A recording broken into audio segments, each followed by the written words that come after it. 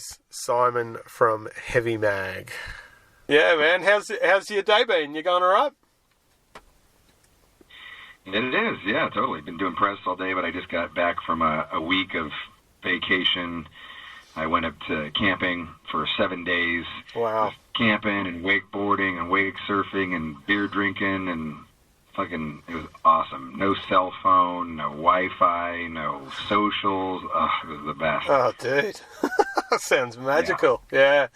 Good for the soul, man. Good for the soul. Yeah, totally. Yeah. Good to disconnect from all this. I bet, man. Because, you've got some, you got a new album coming out. Holy shit, yes. Man. I've had a preview of it. Wow, I'm impressed, man. I've been a fan since the start. I'm nearly 40, so I was young when I got into you guys. But, one of the things that stuck out for me was I love the vocal harmonies, man. Oh, killer. Yeah. It was like yourself and Jared, obviously, doing the live YouTube clips and all that, and I've noticed, Jared's been in the band a fair while now. And on Catharsis. Yeah. I did a bit of back research, and I was like, shit, has it been that long? So time flies, man. But I know on Catharsis you did some of that harmony work as well, and I don't know. It's like you sort of got into this, not a reinvention, but there's this real cool thing you guys have done together, and obviously 10 years of it now. But I really dig it, man. It's a real fresh sound. I think that's what I'm looking for, So thank you. Yeah. So I think it's for the longevity of 30 plus years, it's kind of a refreshing sound. I dig it. So. Yeah. I think something you brought up I think has been a big part of it. Like we've been doing the whole pandemic. We did the electric happy hours, and they started off as acoustic happy hours. Mm-hmm. So at least when lockdown happened here in where I was the only person allowed. This is my studio, so I was the only person allowed here. Yeah. And Jared couldn't come for the first while, but I started doing I'm just going to drink beer and play acoustic songs, so hang out with me if you want. And it was way outside of my wheelhouse, obviously I've sang heavy vocals now for, ever. And, to just get out of that zone and kind of do things that I wouldn't do, it was just great. I was like, yeah, fuck it, we're in a pandemic, who cares?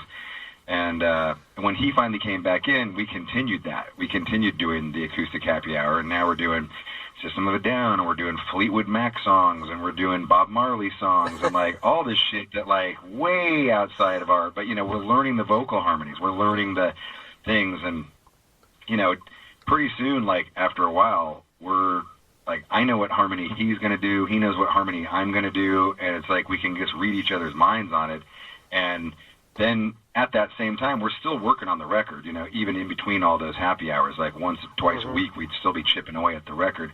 And we'd be hey, why don't we try that Fleetwood Mac thing and the one part right there? And then we'd try it, be oh shit, that sounds killer. Wow. So a lot of little details like that happened and just kind of influenced the way the record came out. Yeah, wow, that's really cool to know. After so long, getting that deep influence right there onto your new record, that's really cool, man. I think that sort of lines up with the sort of the fresh sound. That's cool. Isn't it funny from such classic old music, but they were the masters of harmony, so that's cool. We're learning Eagles songs, and we're having to learn all those. Some of those songs are all in the whole song's in harmony. Yeah, it's gnarly. Hey, look. Man, I've always been my uncle got me into music when I was a kid, and I was Alice in Chains. Just. Yeah. And we're doing that too. We're doing Alice in Chains. Yeah. We're doing all of that's playing a big role. So. Yeah, that's cool, man. That's cool. So. Of Kingdom and Crown, man, you've talked a little bit about the process of recording. You had Matt Alston actually play drums on the album in the studio. Is that correct? Naveen. Oh, sorry, Naveen. Sorry, apologies. Matt is in the band, but Naveen actually did the drums. That's right. Yeah. Sorry, my apologies. When everything was on lockdown, like there was no way to get Matt over here, and Naveen lived in the Bay Area. Yeah. So as soon as it started just opening up, Matt still couldn't come over, but Naveen was here, so it was kind of a no-brainer. He had played on a bunch of songs even before Matt was in the band, like all of this kind of standalone singles that we've been releasing. He was playing on. So it was just kind of a no-brainer to keep him going. Oh, the killer drums, man. Oh, that was like, I was like, fucking hell. I did just a bit of back catalogue and a bit of newer. Jeez, and then I got the preview. I was like, fucking me, like it's killer. Yeah, awesome. So, and you had, I want to say his name right. Is it Wacklaw? Is that how you say his name? Yeah, we just call him Vog. Vog, all right. That makes sense. So, obviously he's of Polish descent. So, was that like an internet thing or? Yeah, I mean, his band Decapitated had been.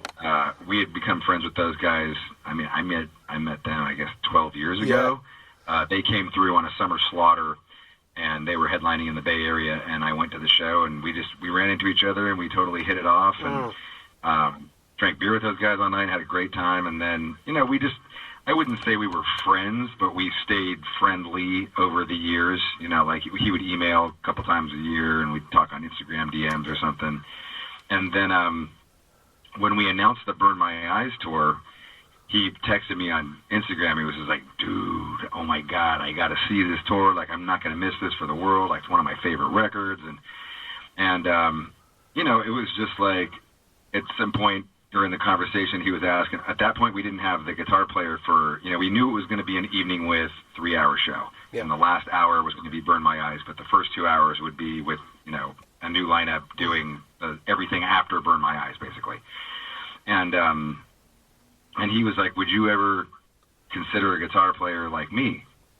And I was like, oh, dude, yeah, you're sick. I mean, like, you're just what ridiculous. A question. Of course. I just figured he was busy with his own band. Yeah. And, you know what I mean? Like, and so yeah, he sent us some videos, and it was like that was it. Like, let's do this. Yeah, it's killer.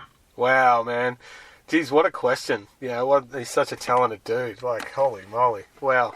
Did that feel after, that's a question I thought of, after so long, sort of still being asked a question like that, was that like, that would have kicked some serious ass, I believe. Like, asked to... Say that again? Sorry. It's kind of hard to understand. So, after doing Machine Head for so long, being asked a question like that for someone of that talent to collaborate with you musically, was that cool for you? Like, was that on the next level cool for you? Like, being so respected in the music industry?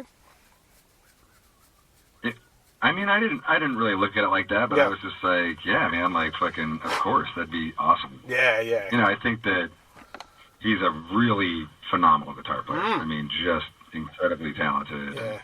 Fucking sick vibrato, amazing right hand, and that was a big part of it, I think, with, a lot of the guys that we were doing auditions with, everybody could do the leads, but, it was that right hand, like, we're from this is like Bay Area thrash, like every down pick's got to have a scrape, just, to make that sound like Machine Head, or to make it sound like our Trip, and so, he had that, and it was rad to hear that. Awesome. Now, one thing I noticed straight away on the new album, you've always had a big sound, but that guitar tone is, well, in my amazing Kia Sorento that I'm in right now, man, that guitar tone is bullshit. That is heavy. It sounds like you're actually sitting next to the amp. Like, that's huge, man. I've got my guitar. I want to show my guitarist that tone. Is, hey, have you checked out this new? Because they're always about tone.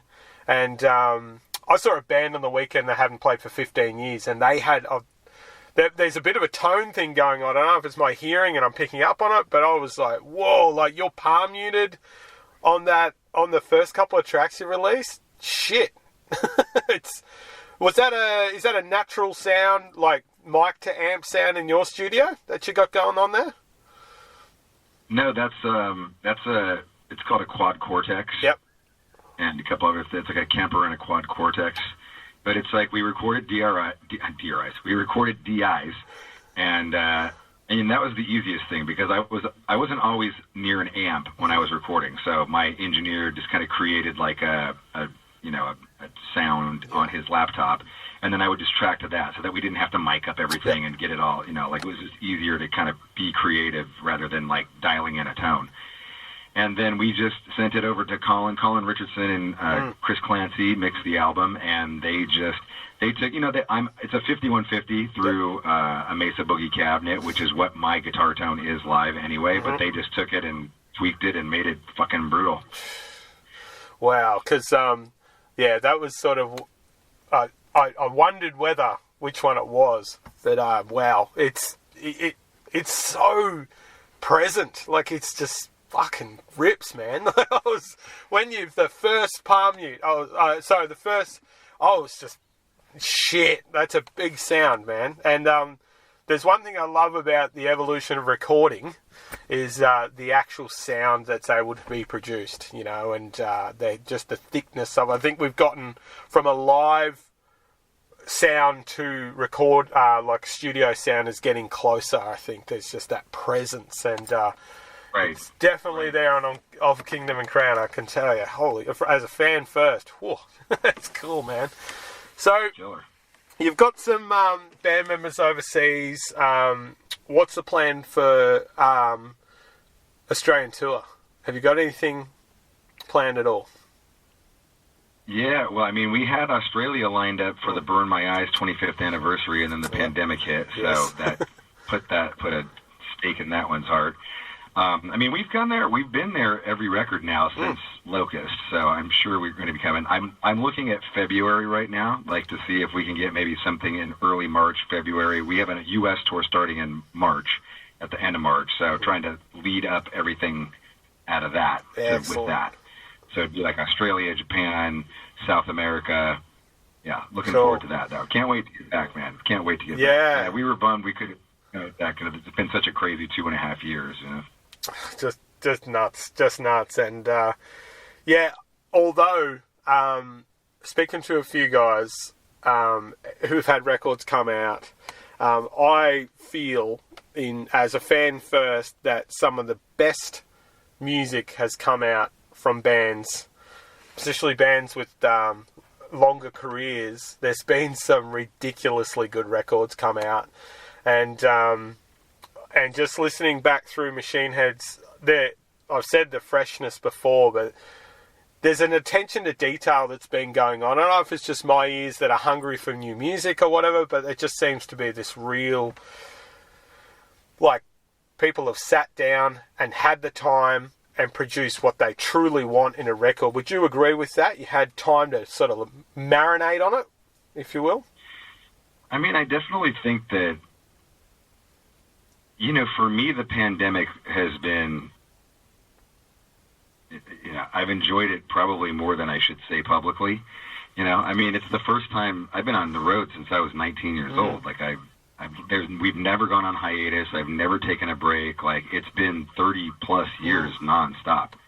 And, whether it was forced or not, it's killer to just have this time to slow down, like to just slow fucking down, not be on the road, not be cramming for the next record, not be looking for the next tour. We tour hard too. We do minimum 16 months behind any tour cycle.